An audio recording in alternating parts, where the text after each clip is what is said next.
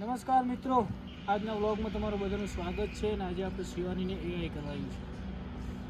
4 મહિનાનો વીઆર થઈ ગયો હતો અને મસ્ત રાજગુરુનું વિદ્યુન આજે કરાવ્યું છે.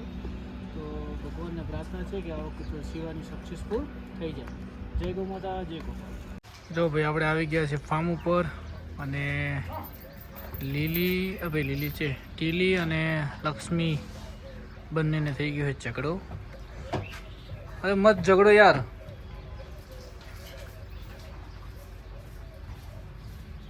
बस ऐसे प्रेम से रहो. टीली, ओ टीली टीली टीली मत झगड़ो. તો ભાઈઓ, આજે આપણે નામ તમને બધાને કહી દઈએ.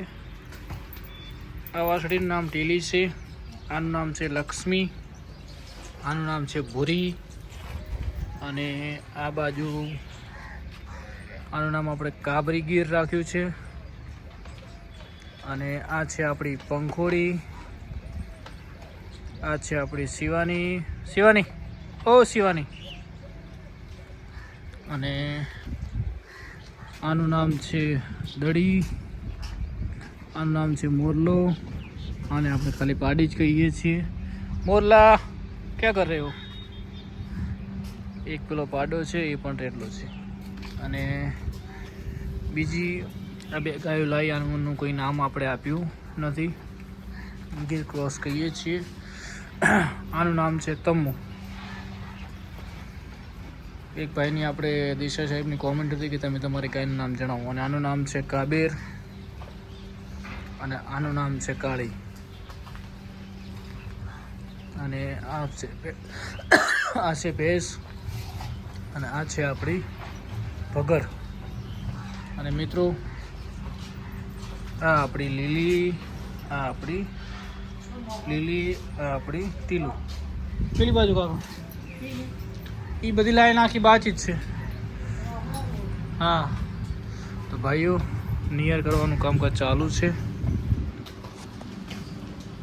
તો કેમ છો બધા? મજામાં ભાઈઓ? તો આજે આપણે શિવાનીને વિદ્યુન કરાવી દીધું રાજબોલનું, અને આપણે આ ગાય હવે મિલ્કિંગમાં થઈ ગઈ છે સેટ. આજે એના માટે અને આ કાપણ ગાય માટે વાઇટામેજ પણ લાવી દીધી છે. વાઇટામેજ ખવડાવવાથી પશુનું ઘણા બધા ફાયદા. એક તો તમારે બાવલાનો વિકાસ, ઓચળમાં કોઈ જાતનો પ્રોબ્લેમ હોય તો બધાનો એક જ ઉપાય વાઇટામેજથી પશુની હેલ્થ, જે વરાખનું સ્ટ્રક્ચર, આ બધું ખૂબ સુધરતું હોય છે. તો મિત્રો, હવે આપણે થોડી નિયર બાકી છે, નિયર કરી દઈએ સાયલેજની, અને પછી ગાયો દોવાનું કામકાજ ચાલુ કરીએ.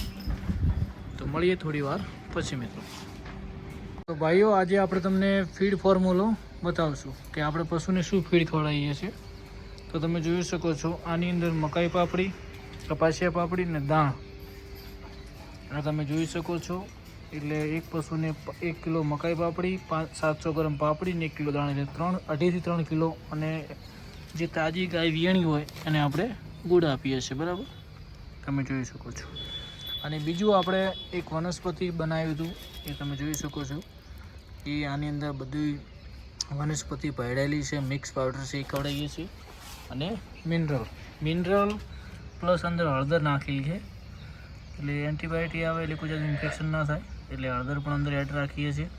અને મિનરલ પણ અને હળદર બંને અત્યારે સમય પ્રમાણે પશુને આપવી પડે.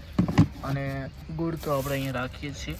અને બીજું વાઇટામેજ હરેક પશુને 10 ml જેટલી તો આપણે ખવડાવીએ છીએ.